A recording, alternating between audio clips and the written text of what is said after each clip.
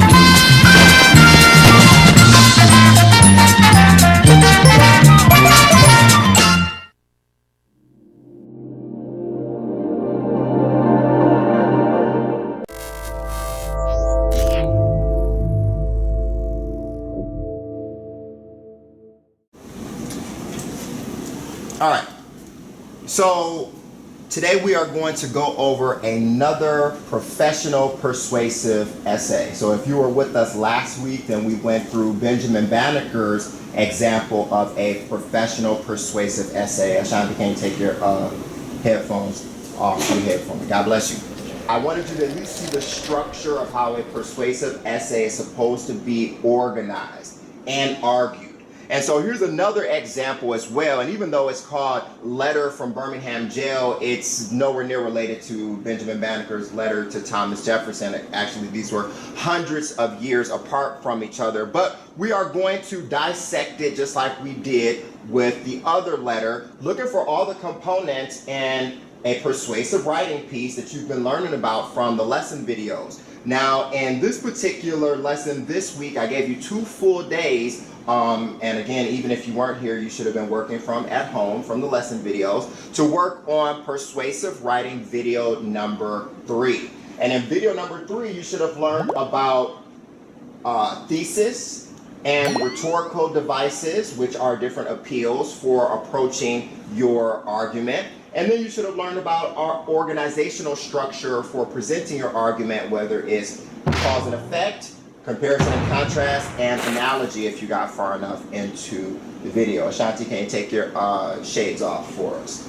So today we are going to play a little game, and you know, whenever I say game, I really focus more on academics than anything else, but it is a game, and the game is called tic-tac-toe, but professionally it's known as Hollywood Squares. I'm driving down Hollywood Boulevard with the wind in my face. Life is good. I love Hollywood. The lights and the cameras, the glitter, the glamour. This week, all on Hollywood Squares.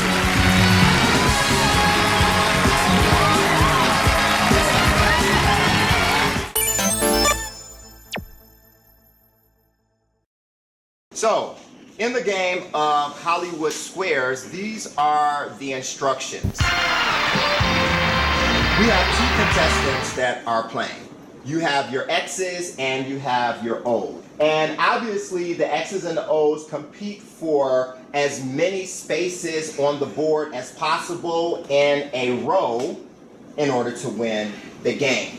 And so the victor of this game is going to win The luxurious Park Hyatt Los Angeles at Century City caters to the discerning traveler seeking personalized service with its European-style elegance, well-appointed rooms, fine dining, and Beverly Hills adjacent location. Stir your passion for driving and freedom. You'll be king of the road with the Mustang convertible from Bertie Ford. This instant classic sports car is worth $21,300. Absolutely nothing. However, you will feel some type of poise about yourself that you have won the game. So our two contestants are going to be Mr. Tyus and Miss Cleary, because they sat at desk 16 and 17, which are the contestant desks. All of you all are going to be the players. So the way that Hollywood Squares works is that a question is asked, and it is up to the contestants to figure out which space they want the question to go to. Now notice how the different spaces actually correspond to the desk numbers, even though I took the numbers off the desk because it's the end of the school year. But still, we have desk number 1, which is Mr. Hall. We have desk number 2, which is Mr. Powell. And we have desk number 3, which is Ashanti. In desk number 6, we have Mr. Pinson. In desk number 7, we have Miss Gardner. And in desk number 8, we have Bonnet. In desk number 11, we have Mr. Gamble. In desk number 12, we have Mr. Moore. And in desk number 13, we have Miss Jones. Now, it is up to the contestants to pick where they want to go on the board, and that determines who's going to get a question. Once a question is administered to you, you are going to have 10 seconds to answer the question, although there is no penalty for a wrong answer. So if you give a wrong answer, there's no penalty for it. However, it's up to the contestants to determine whether that is a right or wrong answer, because that's going to signify whether they get the spot in the box or not. All right, any questions about the game? Everyone should be on the team's page. Now, once you're on the team's page, you are going to go to the questions and the comments and replies section. So you should see that there's a series of 22 questions, and those are the questions we're going to use for this game. And I created those questions to go to specific paragraphs. So we're going to listen to the audio, and we're going to stop after every paragraph, and we're going to dissect it according to one of my questions. Now, our question reader for today is going to be none other than Madam Stokes. So let's go ahead and start the game. Again, I'm going to play the audio, and then you all are going to listen. Our contestants are going to have a turn at the board, and they're going to select which one of you are going to get the question. All right. Now, one other thing that I have done and taken the liberty of doing is I have also dissected the different paragraphs of Dr. King's essay according to the topic sentence and the supporting information in that sentence. Because remember, a topic sentence of a paragraph is the main topic that that paragraph is about, and every other sentence in that paragraph has to support that topic sentence. So keep that in mind when you have to write your essay. You don't just go on a tangent and just start talking about any and everything that comes to mind. Once you signify what your topic sentence is, every other sentence has to support that topic sentence in some type of way. And that's what I've done for you here, as well as illustrated how every sentence topic is presented by Dr. King and what is that supporting information for that paragraph. All right, let's begin the game. And we're going to start with the background information of the story. Promotional consideration furnished by the following.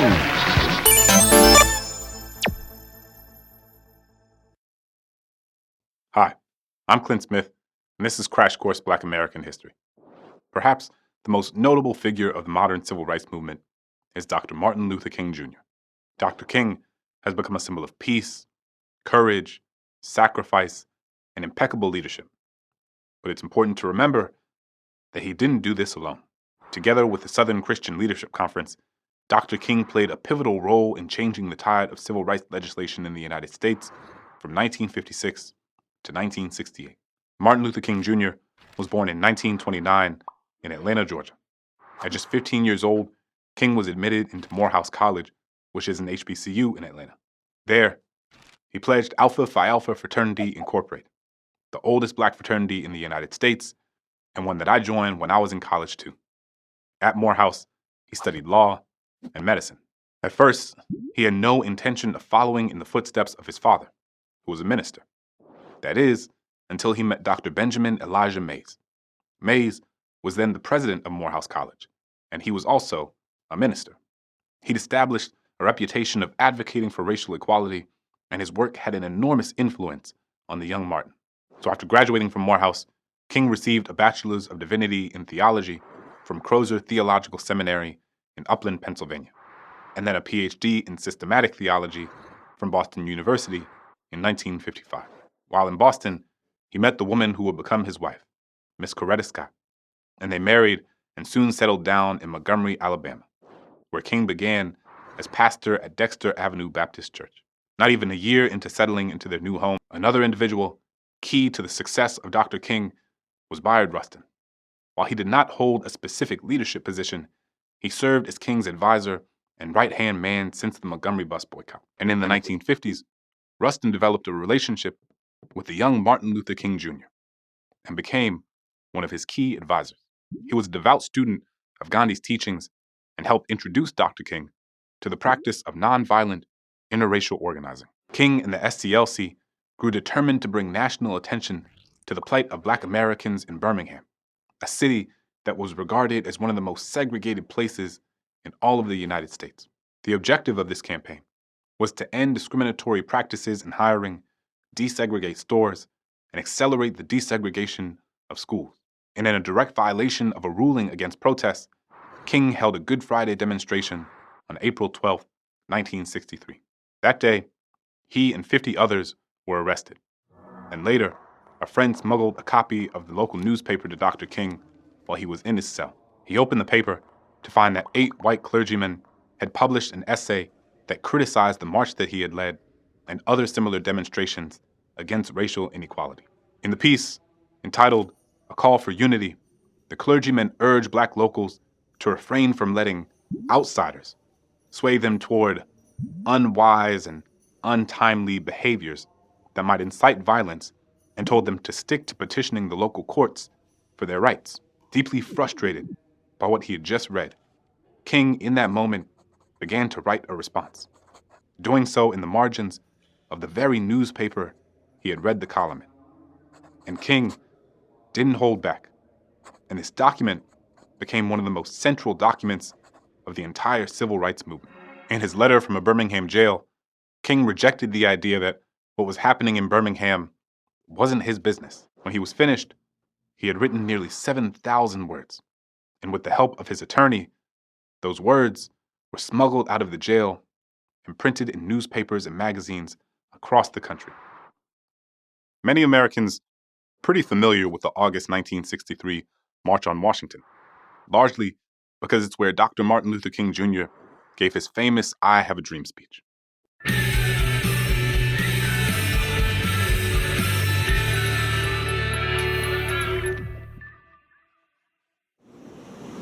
Here we go. Background. All eyes should be in their books. Page 270, background. Letter from Birmingham Jail by Dr. Martin Luther King Jr. Letter. Background. By the late 1950s, Dr. Martin Luther King Jr. had emerged as a key figure of the civil rights movement.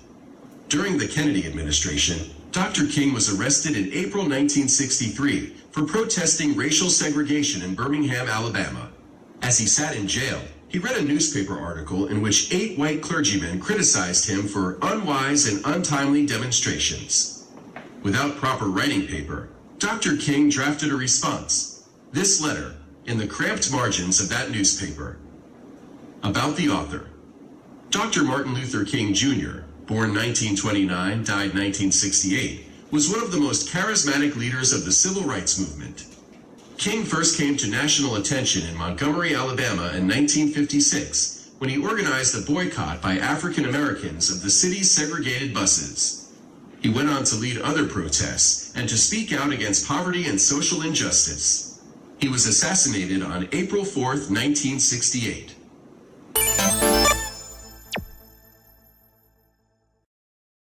Letter from Birmingham Jail by Dr. Martin Luther King Jr.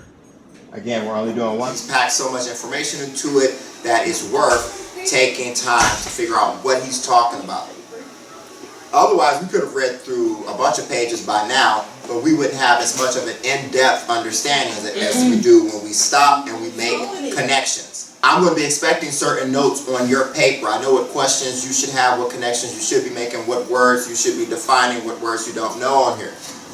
So when I actually turn this in, that's what I'm going to be looking for. And I'm also going to provide you with some questions to guide you also.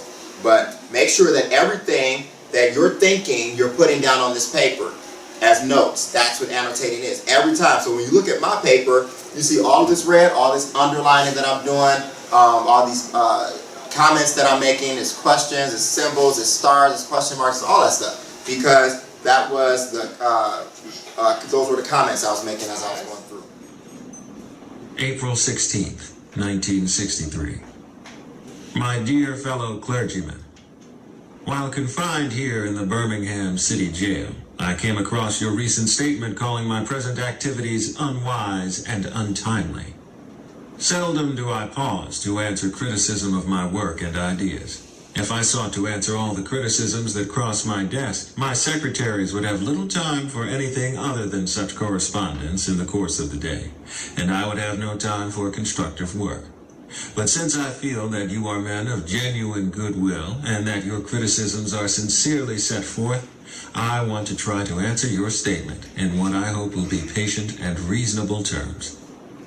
All right. So that's the end of paragraph number 1. And so now let's go to question number 1, which is going to be read again by Madam Stokes. Madam Stokes, make sure that you are on the Teams page under the highlighter red post for Dr. King, and in the question and comments section where the 22 questions are. But first, we have to figure out who's going to get an opportunity at the board first. So I'm going to have Mr. Tyus and Ms. Cleary think of a number between 1 and 10 that I am pondering. And the closest person or the exact person to that number will have an opportunity at the board first. Thinking of a number between 1 and 10, what's that number?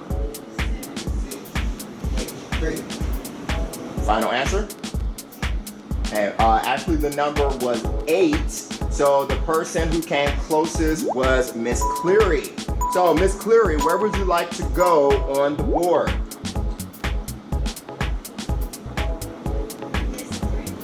That's the number 3. This takes us over to Ashanti.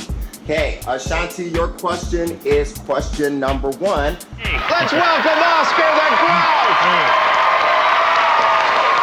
Sesame Street in its 32nd season. Having a good time, Oscar? Never. I didn't think Having so. a rotten time. Okay, good. Yeah, that's the way I like it. Ashanti, you're going to get 10 seconds on the clock to answer the question, but keep in mind, there's no penalty for a wrong answer. But when you find your answer, you are going to find it coming directly from the paragraph. All you're doing is selecting a sentence from the paragraph.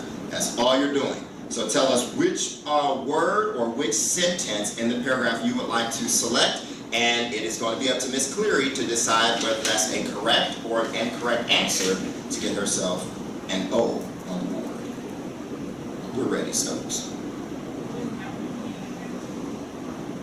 Thank you. Our question is, who is Dr. King addressing Ashanti and why? 10 seconds are on the clock.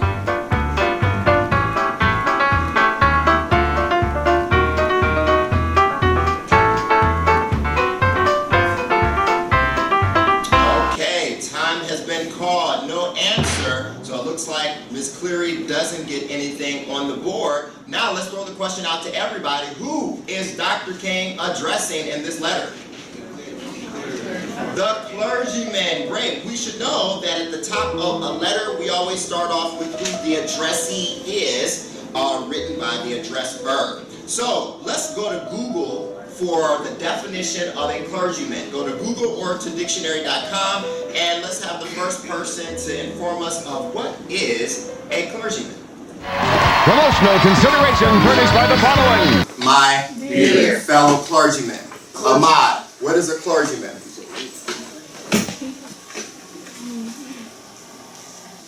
I guess us, because he writing a letter to us. Oh, no, never mind. It's the people that he writing a letter to. Well, I'm glad that, well, yes, the people who he's writing a letter to, but what is a clergyman? What is a clergyman? Not who is he writing to, what is a clergyman?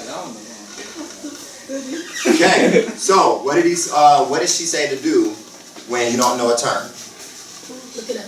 She said, circle it and look it up. Don't circle it, because you can't write on there, but look it up. So, go to dictionary.com. Like she said, you should always have your phone on hand and define the words that you don't know. Look up clergyman. Ahmad, what you got for us? My fellow sources say, it's a ordained Christian ministry. Ordained Christian ministry. Thank you. I'm glad that you picked this. You're on dictionary.com? Yeah. I'm glad that you picked the second definition. You picked the one that you would probably know. So here it is right here. It says that a clergyman, we wouldn't go with the first definition because part of the word is in the definition and that doesn't help us to know it. It says it is an ordained Christian minister. Okay? So it's a priest, it's a pastor, okay? All of that, write that down. And write down number 2. It's an ordained Christian minister. Wait.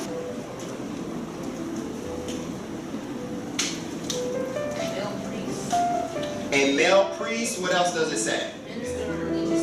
A minister or a religious leader. So we've talked about in our PowerPoint notes the fact that Dr. King himself is actually Reverend Dr. Martin Luther King Jr. So he himself is a part of what we call the religious cloth. He's a minister and pastor himself. And so he's talking to fellow people of the cloth who are ministers and pastors. That's what you call a clergyman, and that's who he is addressing. Now, we're going to go to the second part of this question, but we got to throw it over to Mr. Tyus. Mr. Tyus, where would you like to go on the board? Desk number 6. Desk number 6. This person is Mr. Pinson.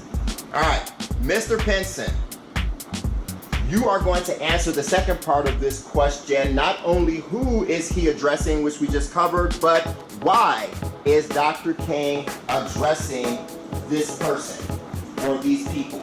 Gilbert for the win! All right, Gilbert. So I'm going to put 10 seconds on the clock, and all you're going to do is pick one sentence out of paragraph 1 that you feel answers the question of why Dr. King is addressing the clergyman. 10 seconds. Read it.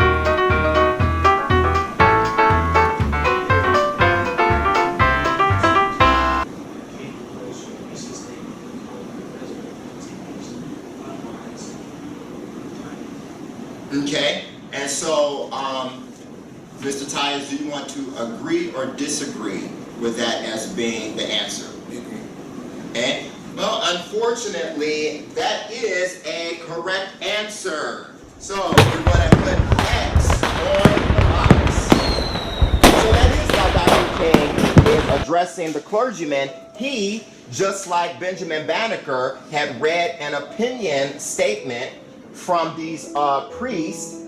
You know, Benjamin Banneker read it from Thomas Jefferson, but they were criticizing the actions of Dr. King when he went to Birmingham, Alabama. And so after Dr. King read this opinion statement from the clergymen, he had something to say about his name being in their mouths.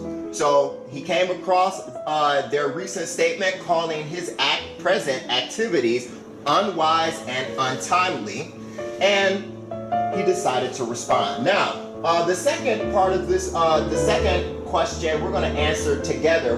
We're not going to throw this off to anyone. Stokes, can you read us question number 2?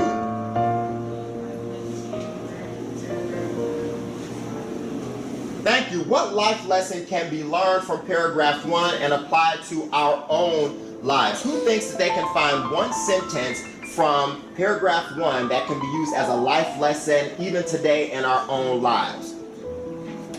Mr. Tyus? Martin Luther King says, to toss it to somebody else?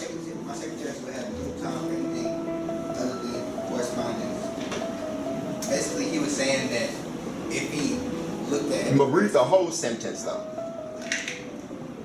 my secretaries sought to answer all the questions. Oh, that's the beginning. I have a different version than you all do. The beginning of that sentence says my secretaries, or it starts somewhere else? If I saw them do our part to answer criticisms of my work and ideas, if I sought to answer all the questions that crossed my desk, my secretaries would have little time for anything other than such correspondence in the course of the day, and I would have no time for interrupted work.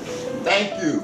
So, good. This is the answer to how we can apply this to our own lives. So Dr. King is saying in that sentence and the sentence before, he says, seldom, if ever, do I pause to answer criticism of my work and ideas. If I sought to answer all of the criticisms that crossed my desk, my secretaries would be engaged in little else in the course of the day, and I would have no time for constructive work. My version is a little different from y'all. So he's basically saying he does not entertain all the garbage that people have to say about him.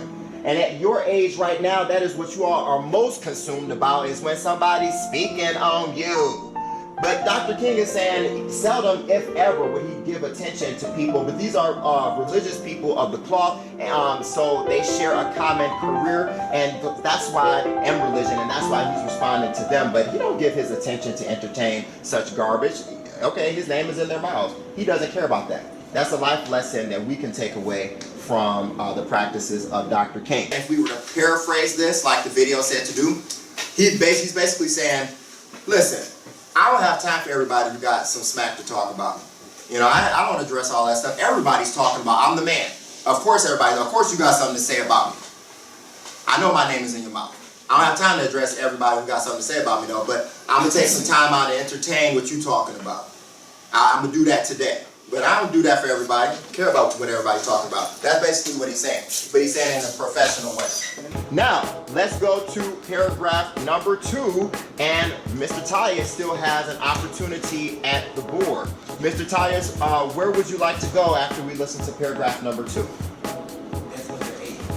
That's number 8. This is Bonnet. All right. So, Bonnet, pay close attention to the next paragraph. All eyes. Can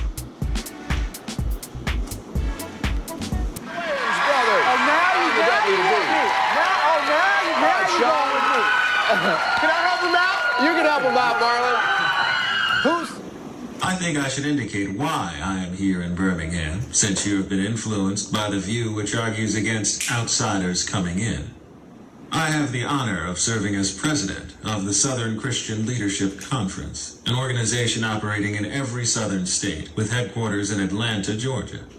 We have some 85 affiliated organizations across the South, and one of them is the Alabama Christian Movement for Human Rights. Frequently, we share staff, educational, and financial resources with our affiliates. Several months ago, the affiliate here in Birmingham asked us to be on call to engage in a nonviolent direct action program if such were deemed necessary. We readily consented, and when the hour came, we lived up to our promise. So I, along with several members of my staff, am here because I was invited here. I am here because I have organizational ties here. All right. So now let's go back to the game. And let's have Madam Stokes to read us our next question. Question number 3.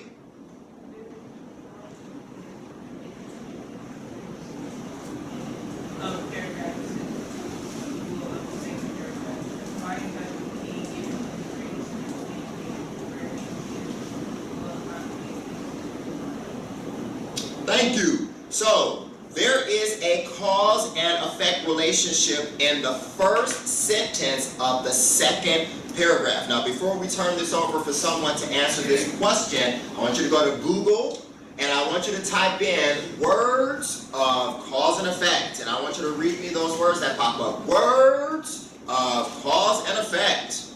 What are the words of cause and effect so that we know when a sentence or paragraph is being organized in a cause and effect manner? Because, as, since, and so. Because, as, since, so. Any others? therefore. What is that? Due to? Okay, due to. Since. Anything else? Thus. Huh? Consequence. Thank you. Which one of these words is in the first sentence of paragraph 2? Since. So that's how you know there's a cause and effect relationship going on, because one thing happened, the result or effect is what came after. So, here is your question, Bonnet. Why, and listen to the question very carefully as Stokes read it for us. Why is Dr. King giving his reason for being in Birmingham? Why? Why is he giving his reason? Not what's the reason that he's there. Why does he feel the need to give a reason to be in Birmingham? And what objection is this overcoming? Just pick one sentence in this paragraph that you think could answer that question.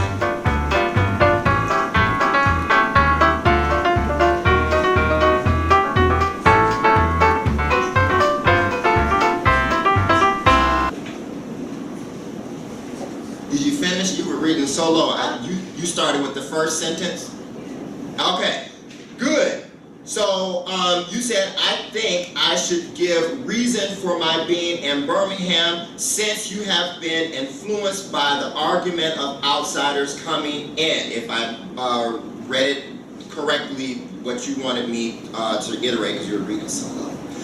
Mr. Tyus, do you want to agree or disagree with this being the reason why Dr. King, why Dr. King was giving his reason for being in Birmingham?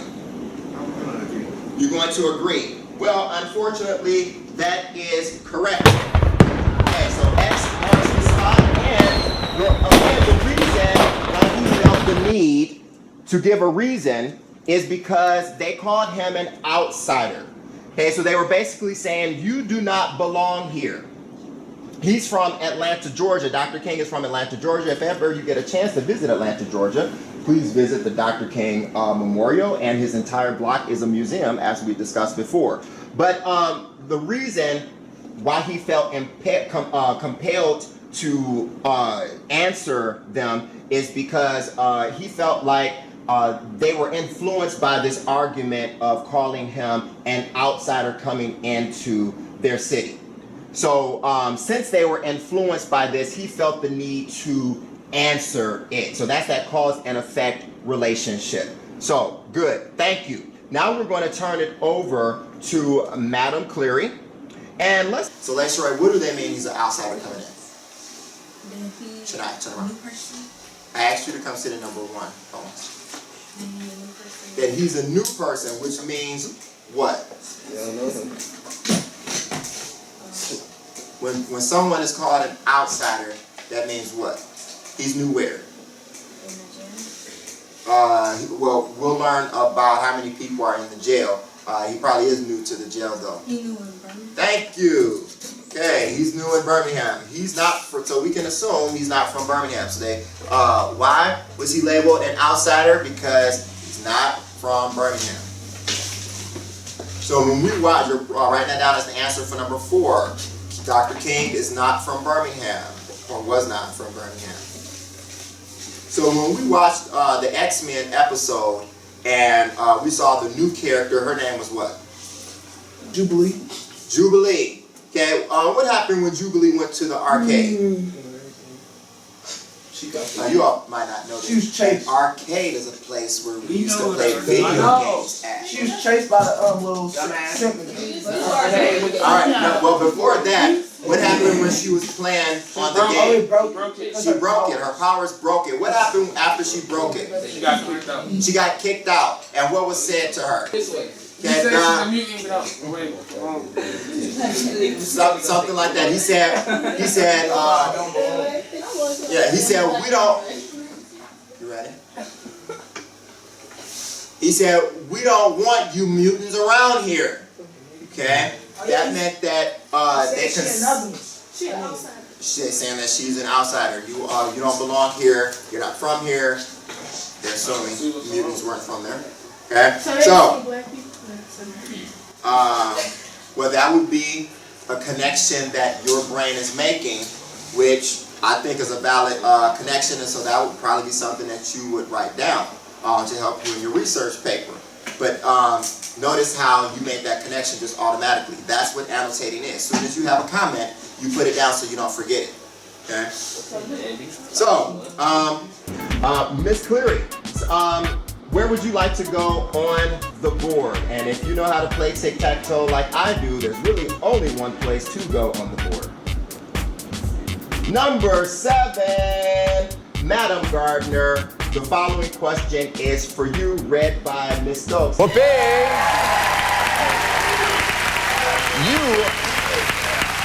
Very good. It's very good. Shanghai Tang, Manhattan.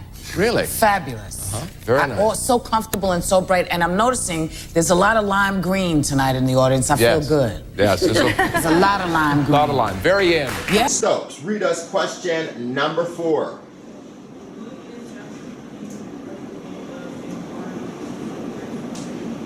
Thank you. What is Dr. King the president of, and why is he in Birmingham? So, Gardner, do you want to answer one of these questions? Because it's 2 in 1, or do you want to answer both?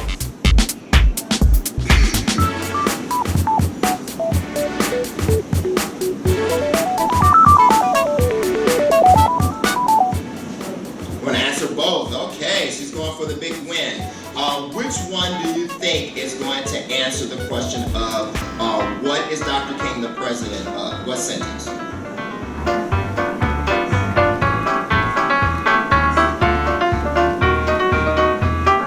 Okay. Cleary, do you want to agree or disagree with that? You want to agree with that? Well, unfortunately, that's correct. Paul marks the spot, and let's see if Cleary can answer the second one for us, even though she's really not on the spot anymore to answer it. All right, Cleary, so the second part of this question is, why is Dr. King in Birmingham? What sentence in this paragraph can answer why?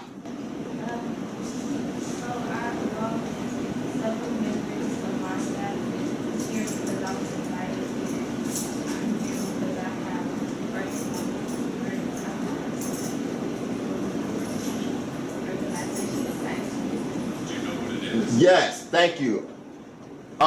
So Dr. King was invited to Birmingham.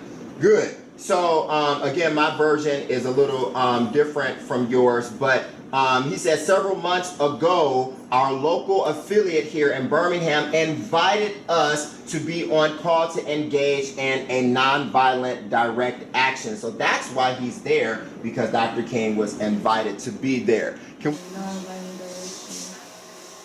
Thank you. Okay, let's write that down. So, what does this organization do? They offer financial resources. This is the second part, number 5. What does it do? Okay, they offer financial resources, educational resources, and nonviolent direct action programs. Where's the headquarters to this leadership conference? So he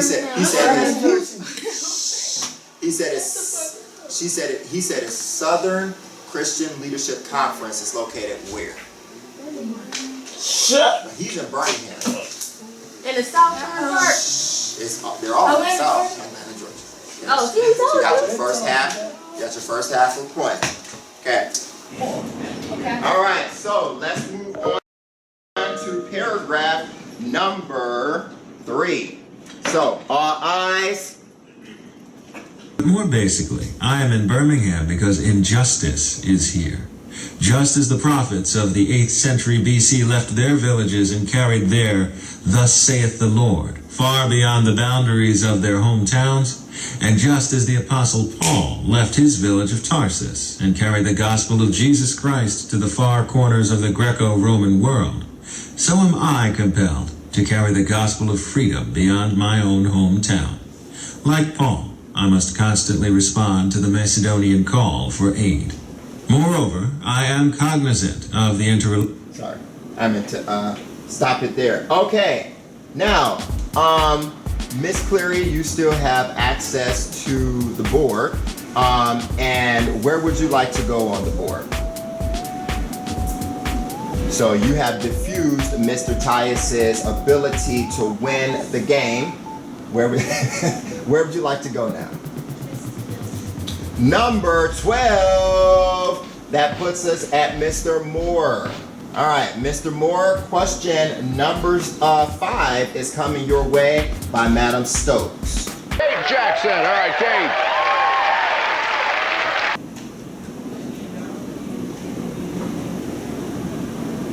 Great, thank you. What analogy is being used in the 3rd paragraph?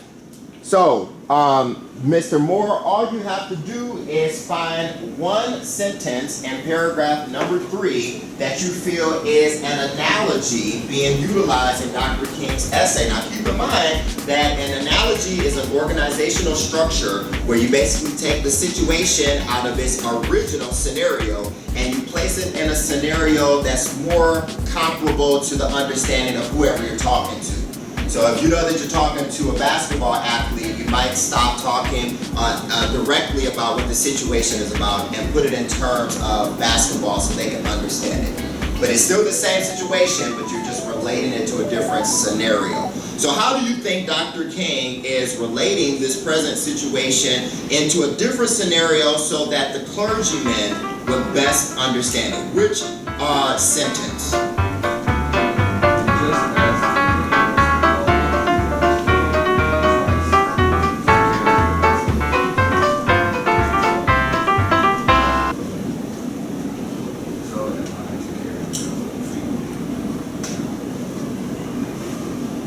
Finished? Yeah.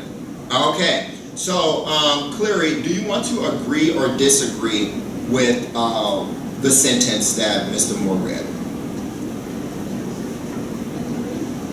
Okay. That puts another O on the board. That is correct. So Dr. King knew that he was talking to a bunch of priests, so he decided to take this situation about injustice and legalities and the civil rights movement and make it more about the Bible, which again a bunch of priests would understand most. So he said, just as the 8th century prophets left their little villages and carried their "Thus saith the Lord" far beyond the boundaries of their hometowns, and just as the Apostle Paul left his little village of Tarsus and carried the gospel of Jesus Christ to practically every hamlet and city of the Greco-Roman world, I too, relating it back to his own situation, am compelled to carry the gospel of freedom beyond my particular hometown. And again, my version is a little different from y'all's. All right, now freedom beyond my particular hometown. Like Paul, I must constantly respond to the Macedonian call for aid. So right here, this is where I wrote that this is his purpose in life. So on your paper, the last thing that you're writing is purpose. Martin's purpose is that last sentence. Like Paul, he must constantly respond to the Macedonian call for aid. What? No, not on 7 yet. We're just adding this in. So for, underneath the answer for number 6, Martin's you put purpose.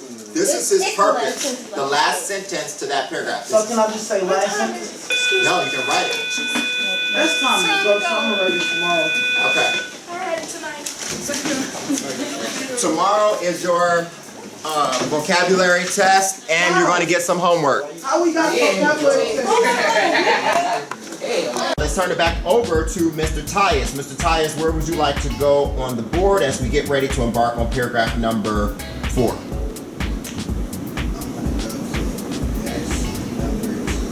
Desk number 2.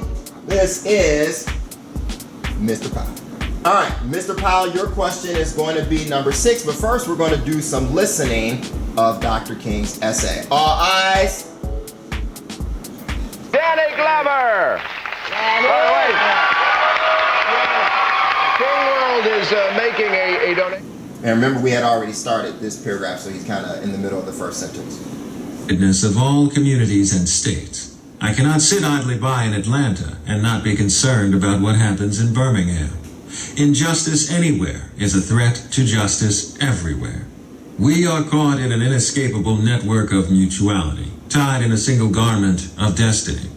Whatever affects one directly affects all indirectly. Never again can we afford to live with the narrow provincial outside agitator idea. Anyone who lives inside the United States can never be considered an outsider anywhere within its bounds. All right. So, Miss Stokes, can you give us question number 6?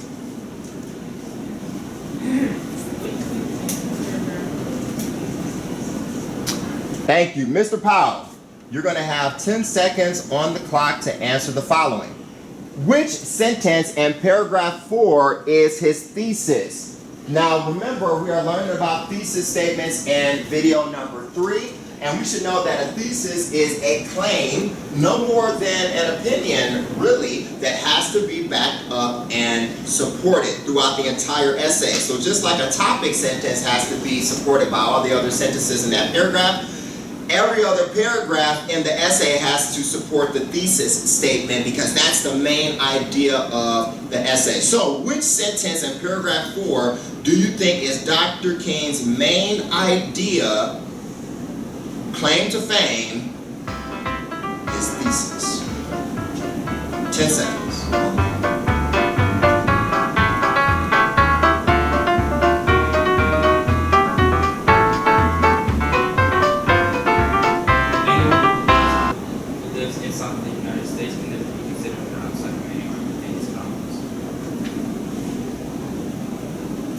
Okay, Mr. Tyus, I believe you're the one whose turn it is. Do you want to agree or disagree with this?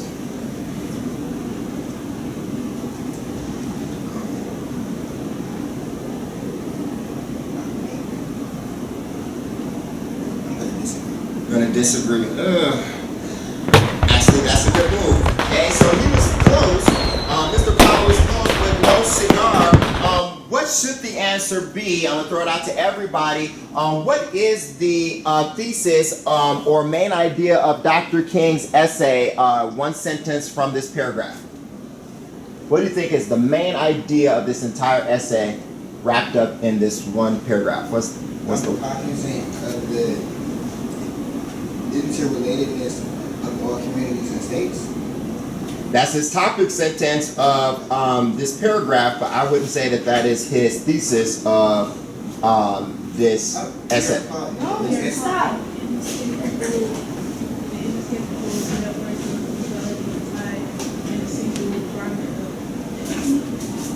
I would say that's related to it. I think we can get closer though to the what specifically he's trying to say.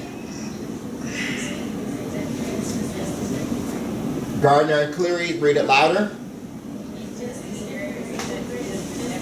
Thank you. Injustice anywhere is a threat to justice everywhere. So this is the claim that he's going to try to support throughout his entire essay. And this backs up, again, a reason of why he would be concerned about this situation in the first place of whatever's going on in Birmingham is because an injustice anywhere in this country is still going to affect him, whether he chooses to participate or not. So why not participate? Because it's going to affect you. Okay? And justice everywhere.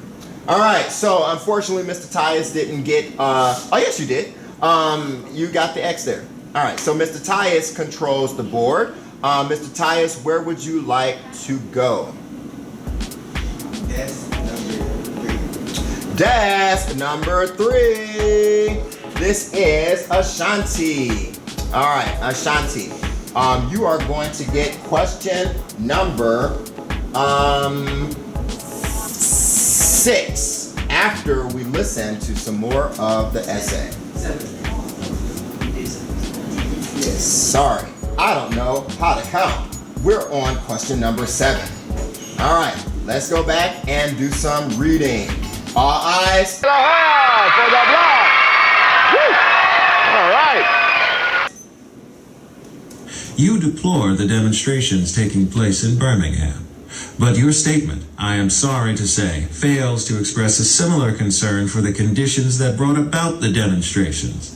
I am sure that none of you would want to rest content with the superficial kind of social analysis that deals merely with effects and does not grapple with underlying causes. It is unfortunate that demonstrations are taking place in Birmingham, but it is even more unfortunate that the city's white power structure left the Negro community with no alternative. All right. Now, let's go to Madam Stokes for the reading of question number 7. Analyst. Thank you. So, Madam Davis, 10 seconds are going to be on the clock to simply find one sentence in that paragraph that answers the question of what is a superficial social analyst, and 10 seconds are on the clock.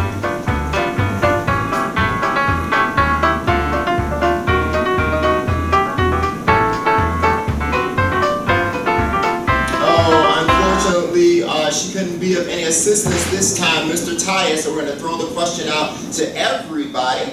So, everybody, what is the one sentence that can answer the question of what is a superficial social analyst? I am sure that none of you would want to rest content with a superficial kind of social analyst that deals merely with the facts and does not grappling with underlying causes. Great, thank you. That is it. I am sure that each of you would want to go beyond the superficial social analyst who looks merely at effects. Again, this would be a person who doesn't look at the root cause of anything. They only looked at what happened afterwards. So they're not really trying to dig for the true answer, is what Dr. King is saying, because this person does not grapple with the underlying causes. And an analyst, as we remember, is someone who studies. And superficial, what does superficial mean?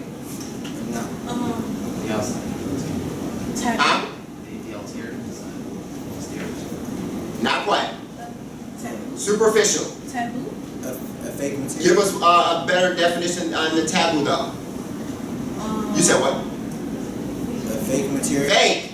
Thank you. Superficial means fake, but thank you also, Jones. Superficial means fake. And social would be the communication amongst people. So he's saying anyone who studies the relationships among people, this type of person who doesn't look for the root cause would be fake. They would be superficial if you're not really trying to get to what the real issues are. All right, we have time for just one more. Let's do a little bit more listening, and then we are going to throw it over to Cleary. Hey, Cleary, where would you like to go on the board?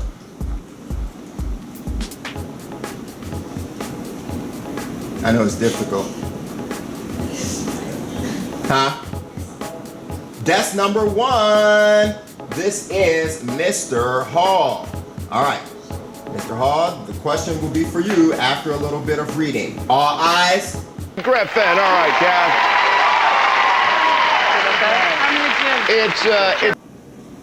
In any nonviolent campaign, there are 4 basic steps. Collection of the facts to determine whether injustices exist, negotiation, self-purification, and direct action. We have gone through all of these steps in Birmingham. There can be no gainsaying the fact that racial injustice engulfs this community. Birmingham is probably the most thoroughly segregated city in the United States. Its ugly record of brutality is widely known. Negroes have experienced grossly unjust treatment in the courts. There have been more unsolved bombings of Negro homes and churches in Birmingham than in any other city in the nation. These are the hard, brutal facts of the case. On the basis of these conditions, Negro leaders sought to negotiate with the city fathers, but the latter consistently refused to engage in good faith negotiation. Madam Stokes, what is question number 8 for Mr. Hall?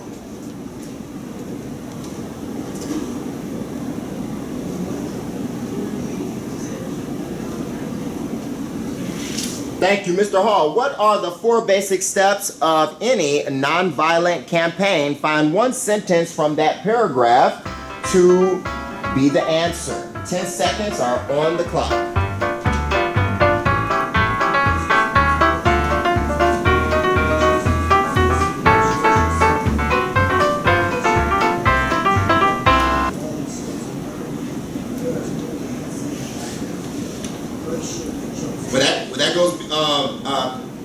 the one sentence, but we'll acknowledge the first sentence that you read, and we'll ask Cleary if she wants to agree or disagree with it. You're going to agree, and that's a good idea because that is correct. So, again, in any nonviolent campaign, there are 4 basic steps: collection of the facts to determine whether injustices are alive. Number 2 is negotiation. Number 3 is self-purification. Number 4 is direct action. But unfortunately, we didn't get a winner today, but we will continue tomorrow. So if you two want to continue tomorrow, you have to be here same time, same place. All right. Hollywood Squares will be right back.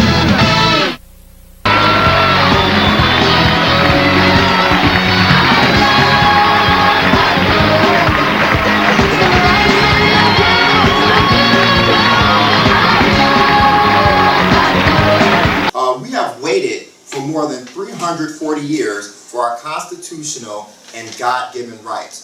So anytime that you see a quote at the beginning of a chapter or at the beginning of a text, usually what the author is trying to allude to is that this was a very significant part of the text. Okay, so it might be the theme. If we were reading a fictional story, it would probably be the theme. Or since we're reading a non-fictional piece, it's probably related to the central idea. Okay? So we have waited for more than 340 years for our constitutional and God-given rights. So when we talk about annotating, Sire, sit up. When we talk about annotating, you might read over that and immediately think, I don't know what he's talking about. I'm lost. Okay, so my first person I want to call on is Jay. Okay? Jay, here's your opportunity to keep your points. You're going to give me an educated answer on what do you think Dr. King is referring to when he says, we have waited for more than 340 years for our constitutional and God-given rights. First of all, when he says, when he uses the pronoun we, who's he talking about? Yes, I'm talking to Jay. Only one person.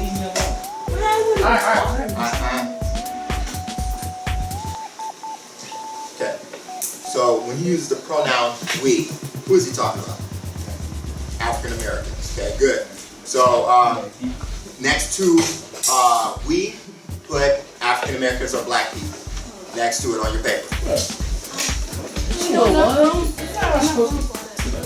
Put it anywhere. Notes are not necessarily organized. You're putting it anywhere on there. You could draw an arrow and say test. You put that on your paper. Can you show me a slide, please? So next, yes. So hold on.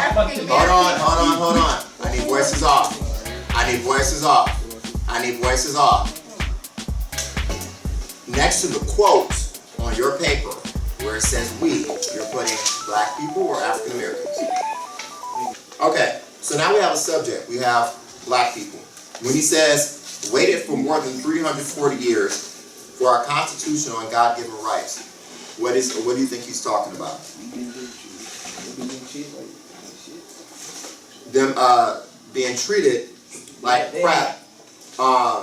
Give an example. Getting beat, getting sprayed with them. Okay, so mistreatment, mistreatment is not a part of which document? Constitution. The Constitution. Okay, so you can put on your paper mistreatment. And treatment. You put it anywhere next to this quote. Okay, so you might want to put it next to constitutional and God-given rights. You will put mistreatment. So this is the example of paraphrasing that she means when she says to paraphrase certain chapters and areas. So if the author says it in terms that you don't understand, you got to put it in your own terms. Okay, so what did he mean by the 340 years? That's all. Jay. What did he mean by the 340 years? What is he referring to? Since when? How long has it been going on since? He's naming a specific event here. Since when?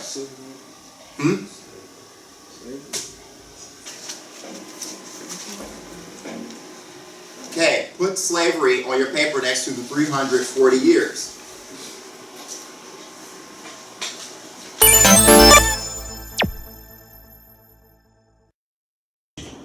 Then, last September, came the opportunity to talk with leaders of Birmingham's economic community. In the course of the negotiations, certain promises were made by the merchants. For example, to remove the store's humiliating racial sign. On the basis of these promises, the Reverend Fred Shuttlesworth and the leaders of the Alabama Christian Movement for Human Rights agreed to a moratorium on all demonstrations. As the weeks and months went by, we realized that we were the victims of a broken promise. A few signs, briefly removed, returned. The others remained. As in so many past experiences, our hopes had been blasted, and the shadow of deep disappointment settled upon us. We had no alternative except to prepare for direct action, whereby we would present our very bodies as a means of laying our case before the conscience of the local and the national community. Mindful of the difficulties involved, we decided to undertake a process of self-purification. We began a series of workshops on nonviolence, and we repeatedly asked ourselves, are you able to accept blows without retaliating? Are you able to endure the ordeal of jail? We decided to schedule our direct action program for the Easter season, realizing that except for Christmas, this is the main shopping period of the year. Knowing that a strong economic withdrawal program would be the byproduct of direct action, we felt that this would be the best time to bring pressure to bear on the merchants for the needed change. Then it occurred to us that Birmingham's mayoral election was coming up in March, and we speedily decided to postpone action until after Election Day. When we discovered that the Commissioner of Public Safety, Eugene Bull Connor, had piled up enough votes to be in the runoff, we decided again to postpone action until the day after the runoff, so that the demonstrations could not be used to cloud the issues. Like many others, we waited to see Mr. Connor defeated, and to this end, we endured postponement after postponement. Having aided in this community need, we felt that our direct action program could be delayed no longer. You may well ask, why direct action? Why sit-ins, marches, and so forth? Isn't negotiation a better path? You are quite right in calling for negotiation. Indeed, this is the very purpose of direct action. Nonviolent direct action seeks to create such a crisis and foster such a tension that a community which has constantly refused to negotiate is forced to confront the issue. It seeks so to dramatize the issue that it can no longer be ignored. My citing the creation of tension as part of the work of the nonviolent resistor may sound rather shocking. But I must confess that I am not afraid of the word tension. I have earnestly opposed violent tension, but there is a type of constructive, nonviolent tension which is necessary for growth. Just as Socrates felt that it was necessary to create a tension in the mind so that individuals could rise from the bondage of myths and half-truths to the unfettered realm of creative analysis and objective appraisal, so must we see the need for nonviolent gadflies to create the kind of tension in society that will help men rise from the dark depths of prejudice and racism to the majestic heights of understanding and brotherhood. The purpose of our direct action program is to create a situation so crisis-packed that it will inevitably open the door to negotiation. I therefore concur with you in your call for negotiation. Too long has our beloved Southland been bogged down in a tragic effort to live in monologue rather than dialogue. One of the basic points in your statement is that the action that I and my associates have taken in Birmingham is untimely. Some have asked, why didn't you give the new city administration time to act? The only answer that I can give to this query is that the new Birmingham administration must be prodded about as much as the outgoing one before it will act. We are sadly mistaken if we feel that the election of Albert Boutwell as mayor will bring the millennium to Birmingham.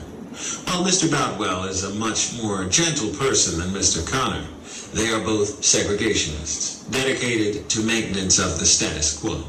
I have hope that Mr. Boutwell will be reasonable enough to see the futility of massive resistance to desegregation, but he will not see this without pressure from devotees of civil rights. My friends, I must say to you that we have not made a single gain in civil rights without determined legal and nonviolent pressure. Lamentably, it is an historical fact that privileged groups seldom give up their privileges voluntarily. Individuals may see the moral light and voluntarily give up their unjust posture, but as Reinhold Niebuhr has reminded us, groups tend to be more immoral than individuals. We know through painful experience that freedom is never voluntarily given by the oppressor. It must be demanded by the oppressed. Frankly, I have yet to engage in a direct action campaign that was well-timed in the view of those who have not suffered unduly from the disease of segregation. For years now, I have heard the word wait. It rings in the ear of every Negro with piercing familiarity. This wait has almost always meant never. We must come to see with one of our distinguished jurists that justice too long delayed is justice denied.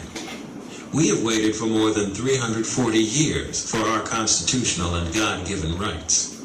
The nations of Asia and Africa are moving with jet-like speed toward gaining political independence, but we still creep at horse and buggy pace toward gaining a cup of coffee at a lunch counter.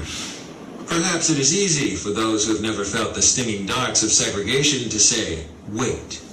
But when you have seen vicious mobs lynch your mothers and fathers at will, and drown your sisters and brothers at whim, when you have seen hate-filled policemen curse, kick, and even kill your black brothers and sisters, when you see the vast majority of your 20 million Negro brothers smothering in an airtight cage of poverty in the midst of an affluent society, when you suddenly find your tongue twisted and your speech stammering as you seek to explain to your 6-year-old daughter why she can't go to the public amusement park that has just been advertised on television, and see tears welling up in her eyes when she is told that Funtown is closed to colored children, and see ominous clouds of inferiority beginning to form in her little mental sky, and see her beginning to distort her personality by developing an unconscious bitterness toward white people, when you have to concoct an answer for a 5-year-old son who is asking, Daddy, why do white people treat colored people so mean? When you take a cross-country drive and find it necessary to sleep night after night in the uncomfortable corners of your automobile because no motel will accept you. When you are humiliated day in and day out by nagging signs reading white and colored. When your first name becomes nigger, your middle name becomes boy, however old you are, and your last name becomes John, and your wife and mother are never given the respected title Mrs. When you are harried by day and haunted by night by the fact that you are a Negro, living constantly at tiptoe stance, never quite knowing what to expect next, and are plagued with inner fears and outer resentments, when you are forever fighting a degenerating sense of nobodiness, then you will understand why we find it difficult to wait. There comes a time when the cup of endurance runs over, and men are no longer willing to be plunged into the abyss of despair. I hope, sirs, you can understand our legitimate and unavoidable impatience. You express a great deal of anxiety over our willingness to break laws. This is certainly a legitimate concern. Since we so diligently urge people to obey the Supreme Court's decision of 1954 outlawing segregation in the public schools, at first glance it may seem rather paradoxical for us consciously to break laws. One may well ask, how can you advocate breaking some laws and obeying others? The answer lies in the fact that there are two types of laws, just and unjust. I would be the first to advocate obeying just laws. One is not only a legal but a moral responsibility to obey just laws. Conversely, one has a moral responsibility to disobey unjust laws. I would agree with St. Augustine that an unjust law is no law at all. Now, what is the difference between the two? How does one determine whether a law is just or unjust? A just law is a man-made code that squares with the moral law or the law of God. An unjust law is a code that is out of harmony with the moral law. To put it in the terms of St. Thomas Aquinas, an unjust law is a human law that is not rooted in eternal law and natural law. Any law that uplifts human personality is just. Any law that degrades human personality is unjust. All segregation statutes are unjust because segregation distorts the soul and damages the personality. It gives the segregator a false sense of superiority and the segregated a false sense of inferiority. Segregation, to use the terminology of the Jewish philosopher Martin Buber, substitute an I-it relationship for an I-thou relationship and ends up relegating persons to the status of things. Hence, segregation is not only politically, economically, and sociologically unsound, it is morally wrong and sinful. Paul Tillich has said that sin is separation. Is not segregation an existential expression of man's tragic separation, his awful estrangement, his terrible sinfulness? Thus it is that I can urge men to obey the 1954 decision of the Supreme Court, for it is morally right, and I can urge them to disobey segregation ordinances, for they are morally wrong. Let us consider a more concrete example of just and unjust laws. An unjust law is a code that a numerical or power majority group compels a minority group to obey but does not make binding on itself. This is difference made legal. By the same token, a just law is a code that a majority compels a minority to follow and that it is willing to follow itself. This is sameness made legal. Let me give another explanation. A law is unjust if it is inflicted on a minority that, as a result of being denied the right to vote, had no part in enacting or devising the law. Who can say that the legislature of Alabama, which set up that state's segregation laws, was democratically elected? Throughout Alabama, all sorts of devious methods are used to prevent Negroes from becoming registered voters. And there are some counties in which, even though Negroes constitute a majority of the population, not a single Negro is registered. Can any law enacted under such circumstances be considered democratically structured? Sometimes a law is just on its face and unjust in its application. For instance, I have been arrested on a charge of parading without a permit. Now, there is nothing wrong in having an ordinance which requires a permit for a parade. But such an ordinance becomes unjust when it is used to maintain segregation and to deny citizens the First Amendment privilege of peaceful assembly and protest. I hope you are able to see the distinction I am trying to point out. In no sense do I advocate evading or defying the law, as would the rabid segregationists. That would lead to anarchy. One who breaks an unjust law must do so openly, lovingly, and with a willingness to accept the penalty.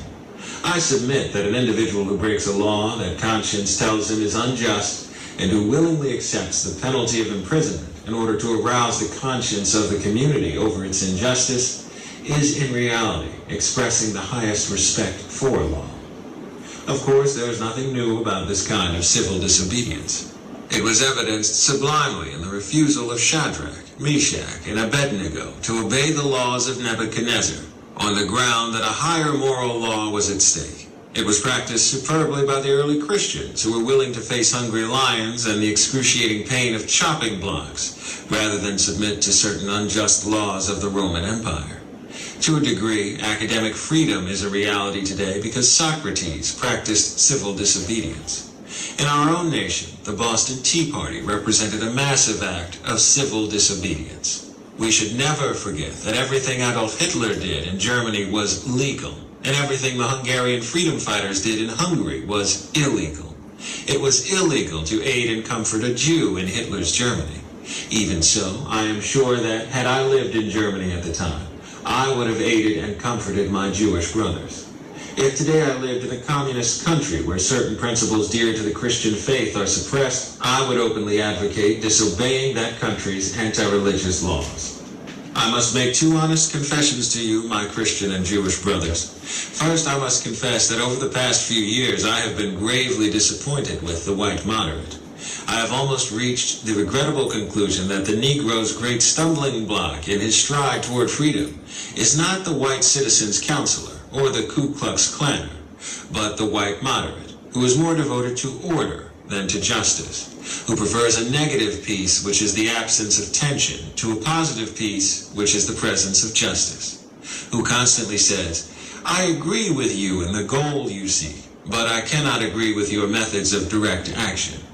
who paternalistically believes he can set the timetable for another man's freedom, who lives by a mythical concept of time and who constantly advises the Negro to wait for a more convenient season.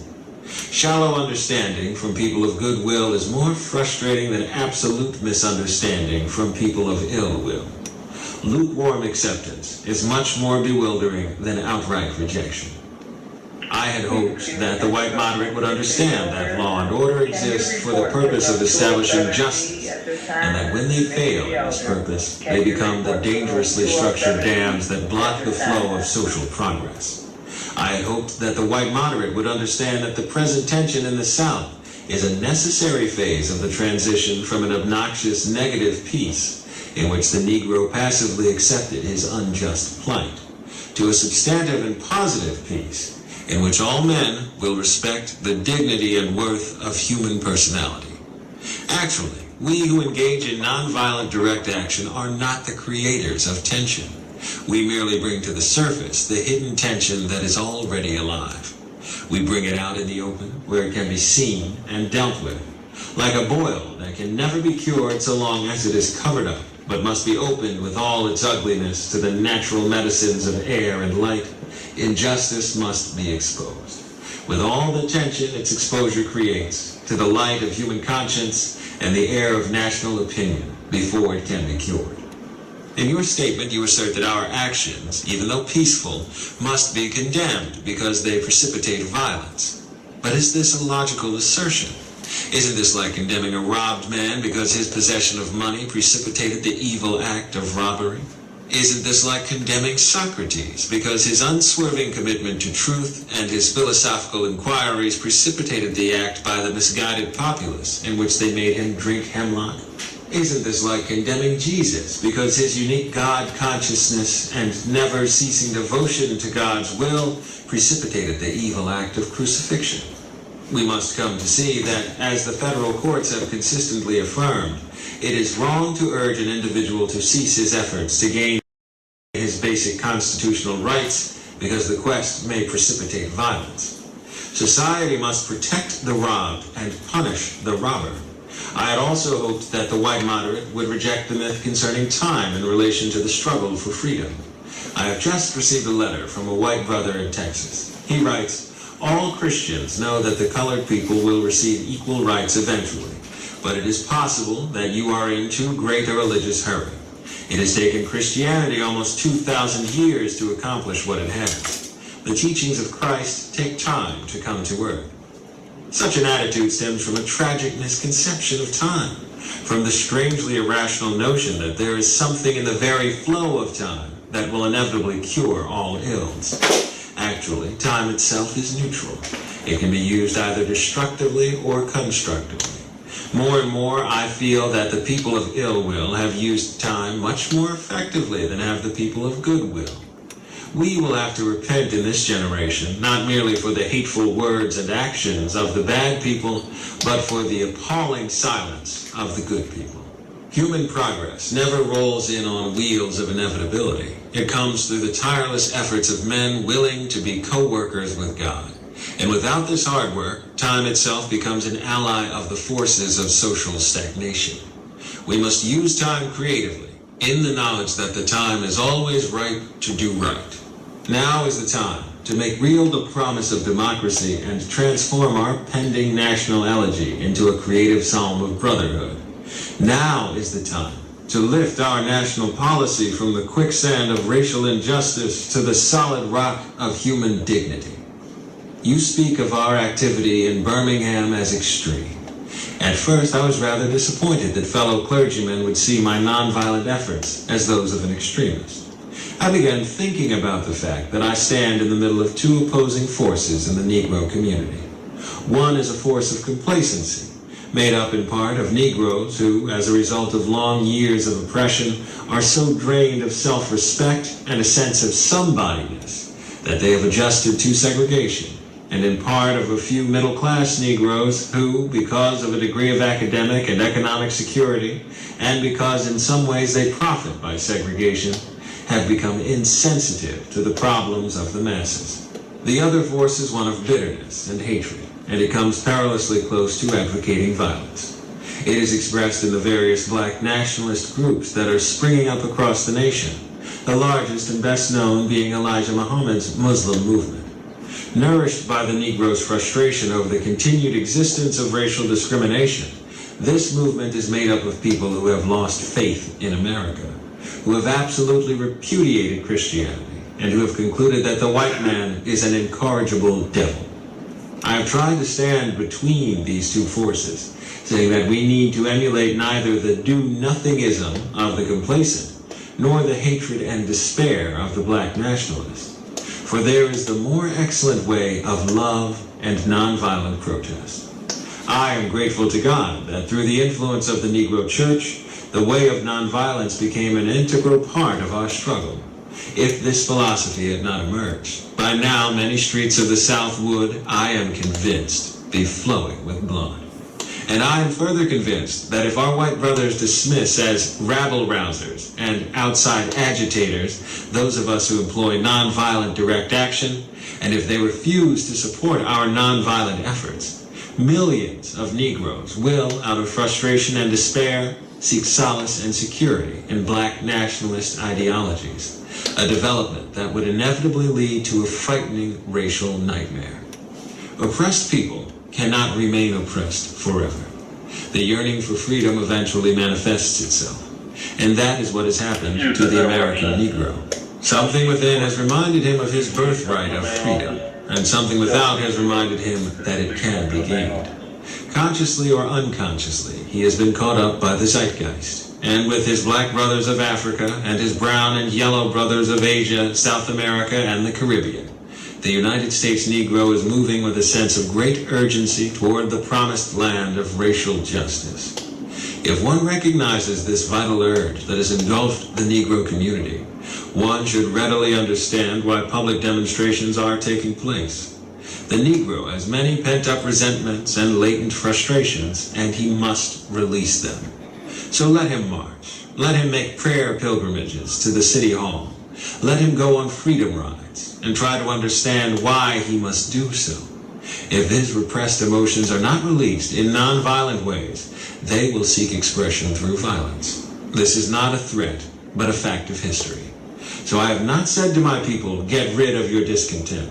Rather, I have tried to say that this normal and healthy discontent can be channeled into the creative outlet of nonviolent direct action.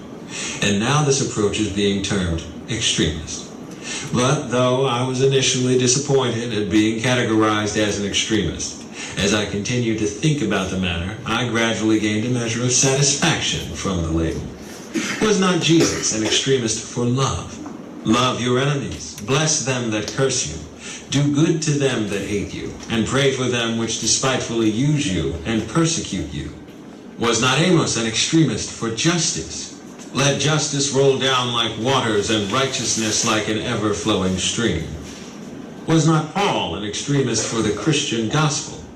I bear in my body the marks of the Lord Jesus. Was not Martin Luther an extremist? Here I stand, I cannot do otherwise, so help me God. And John Bunyan, I will stay in jail to the end of my days before I make a butchery of my conscience.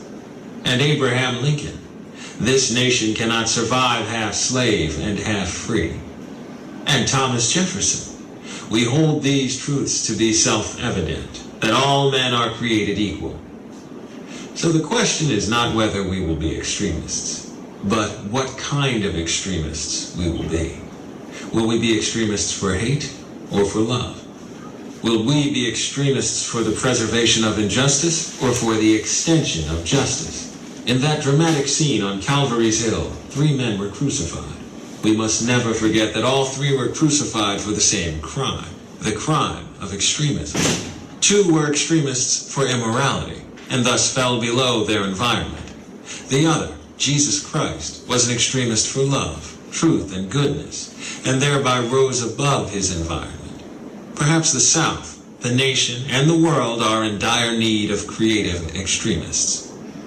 I had hoped that the white moderate would see this need. Perhaps I was too optimistic. Perhaps I expected too much. I suppose I should have realized that few members of the oppressor race can understand the deep groans and passionate yearnings of the oppressed race, and still fewer have the vision to see that injustice must be rooted out by strong, persistent, and determined action. I am thankful, however, that some of our white brothers in the South have grasped the meaning of this social revolution and committed themselves to it. They are still all too few in quantity, but they are big in quality. Some such as Ralph McGill, Lillian Smith, Harry Golden, James McBride Dabbs, Ann Braden, and Sarah Patton Boyle have written about our struggle in eloquent and prophetic terms. Others have marched with us down nameless streets of the South. They have languished in filthy, roach-infested jails, suffering the abuse and brutality of policemen who view them as dirty nigger lovers. Unlike so many of their moderate brothers and sisters, they have recognized the urgency of the moment and sensed the need for powerful action antidotes to combat the disease of segregation. Let me take note of my other major disappointment. I have been so greatly disappointed with the white church and its leadership. Of course, there are some notable exceptions. I am not unmindful of the fact that each of you has taken some significant stands on this issue. I commend you, Reverend Stallings, for your Christian stand on this past Sunday in welcoming Negroes to your worship service on a non-segregated basis. I commend the Catholic leaders of this state for integrating Spring Hill College several years ago. But despite these notable exceptions, I must honestly reiterate that I have been disappointed with the church. I do not say this as one of those negative critics who can always find something wrong with the church. I say this as a minister of the gospel who loves the church, who was nurtured in its bosom, who has been sustained by its spiritual blessings, and who will remain true to it as long as the cord of life shall lengthen. When I was suddenly catapulted into the leadership of the bus protest in Montgomery, Alabama a few years ago, I felt we would be supported by the white church. I felt that the white ministers, priests, and rabbis of the South would be among our strongest allies.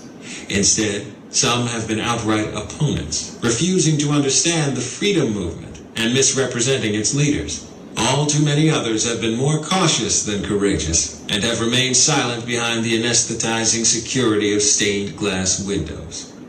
In spite of my shattered dreams, I came to Birmingham with the hope that the white religious leadership of this community would see the justice of our cause and, with deep moral concern, would serve as the channel through which our just grievances could reach the power structure.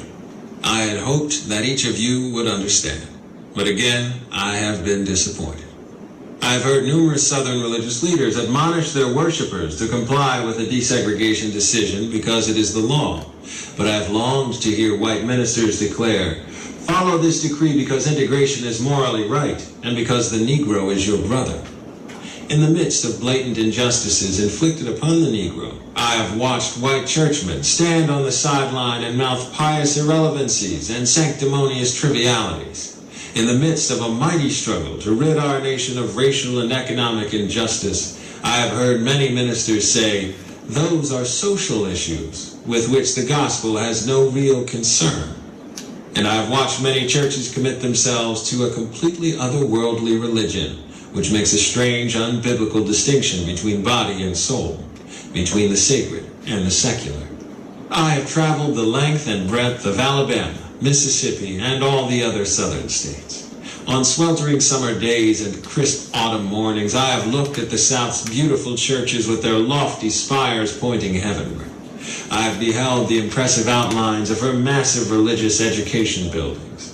Over and over, I have found myself asking, what kind of people worship here? Who is their God? Where were their voices when the lips of Governor Barnett dripped with words of interposition and nullification? Where were they when Governor Wallace gave a clarion call for defiance and hatred? Where were their voices of support when bruised and weary Negro men and women decided to rise from the dark dungeons of complacency to the bright hills of creative protest? Yes, these questions are still in my mind. In deep disappointment, I have wept over the laxity of the church. But be assured that my tears have been tears of love. There can be no deep disappointment where there is not deep love. Yes, I love the church. How could I do otherwise? I am in the rather unique position of being the son, the grandson, and the great-grandson of preachers. Yes, I see the church as the body of Christ. But oh, how we have blemished and scarred that body through social neglect and through fear of being nonconformists. There was a time when the church was very powerful, in the time when the early Christians rejoiced at being deemed worthy to suffer for what they believed. In those days, the church was not merely a thermometer that recorded the ideas and principles of popular opinion. It was a thermostat that transformed the mores of society. Whenever the early Christians entered a town, the people in power became disturbed and immediately sought to convict the Christians for being disturbers of the peace and outside agitators. But the Christians pressed on in the conviction that they were a colony of heaven, called to obey God rather than man. Small in number, they were big in commitment. They were too God-intoxicated to be astronomically intimidated. By their effort and example, they brought an end to such ancient evils as infanticide and gladiatorial contests. Things are different now. So often the contemporary church is a weak, ineffectual voice with an uncertain sound. So often it is an arch defender of the status quo. Far from being disturbed by the presence of the church, the power structure of the average community is consoled by the church's silent and often even vocal sanction of things as they are. But the judgment of God is upon the church as never before. If today's church does not recapture the sacrificial spirit of the early church, it will lose its authenticity, forfeit the loyalty of millions, and be dismissed as an irrelevant social club with no meaning for the 20th century. Every day I meet young people whose disappointment with the church has turned into outright disgust. Perhaps I have once again been too optimistic. Is organized religion too inextricably bound to the status quo to save our nation and the world? Perhaps I must turn my faith to the inner spiritual church, the church within the church, as the true ecclesia and the hope of the world. But again, I am thankful to God that some noble souls from the ranks of organized religion have broken loose from the paralyzing chains of conformity and joined us as active partners in the struggle for freedom. They have left their secure congregations and walked the streets of Albany, Georgia with us.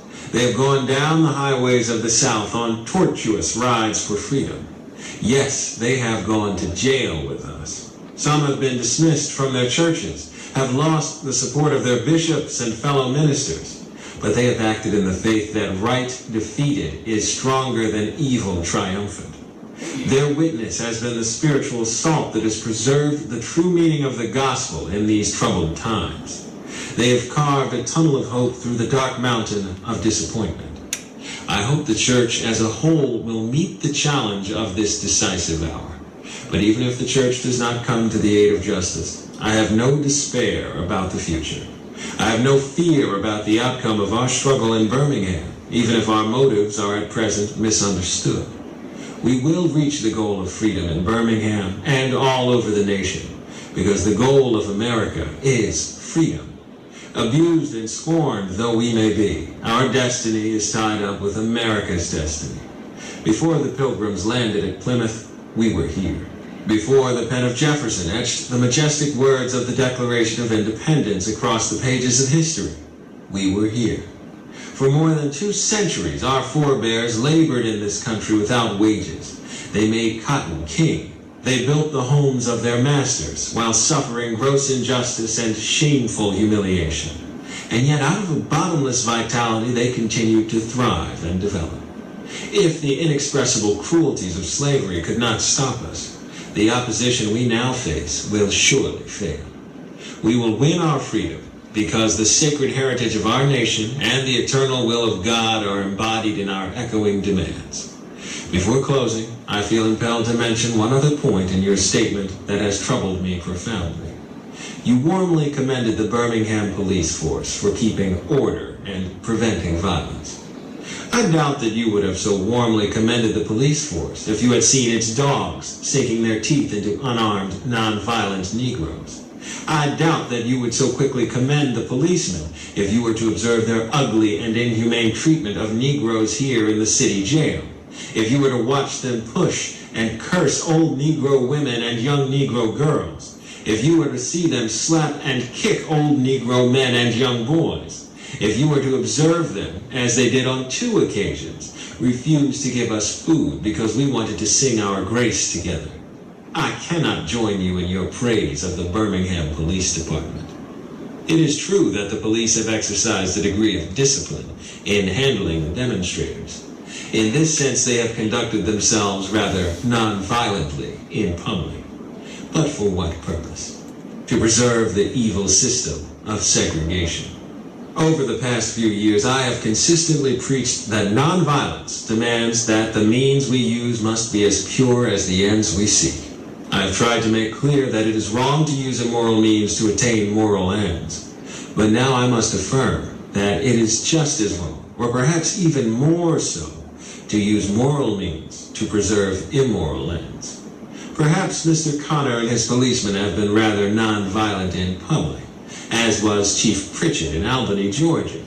But they have used the moral means of nonviolence to maintain the immoral end of racial injustice. As T.S. Eliot has said, the last temptation is the greatest treason, to do the right deed for the wrong reason. I wish you had commended the Negro sit-inners and demonstrators of Birmingham for their sublime courage, their willingness to suffer, and their amazing discipline in the midst of great provocation. One day the South will recognize its real heroes. They will be the James Merediths, with the noble sense of purpose that enables them to face jeering and hostile mobs, and with the agonizing loneliness that characterizes the life of the pioneer. They will be old, oppressed, battered Negro women, symbolized in a 72-year-old woman in Montgomery, Alabama, who rose up with a sense of dignity and with her people decided not to ride segregated buses, and who responded with ungrammatical profundity to one who inquired about her weariness. My feet is tired, but my soul is at rest. They will be the young high school and college students, the young ministers of the gospel and a host of their elders, courageously and non-violently sitting in at lunch counters and willingly going to jail for conscience sake. One day the South will know that when these disinherited children of God sat down at lunch counters, they were in reality standing up for what is best in the American dream and for the most sacred values in our Judeo-Christian heritage, thereby bringing our nation back to those great wells of democracy which were dug deep by the Founding Fathers in their formulation of the Constitution and the Declaration of Independence. Never before have I written so long a letter. I'm afraid it is much too long to take your precious time. I can assure you that it would have been much shorter if I had been writing from a comfortable desk. But what else can one do when he is alone in a narrow jail cell, other than write long letters, think long thoughts, and pray long prayers? If I have said anything in this letter that overstates the truth and indicates an unreasonable impatience, I beg you to forgive me. If I have said anything that understates the truth and indicates my having a patience that allows me to settle for anything less than brotherhood, I beg God to forgive me. I hope this letter finds you strong in the faith. I also hope that circumstances will soon make it possible for me to meet each of you, not as an integrationist or a civil rights leader, but as a fellow clergyman and a Christian brother. Let us all hope that the dark clouds of racial prejudice will soon pass away, and the deep fog of misunderstanding will be lifted from our fear-drenched communities, and in some not too distant tomorrow, the radiant stars of love and brotherhood will shine over our great nation with all of their scintillating beauty. Yours for the cause of peace and brotherhood, Martin Luther King, Jr.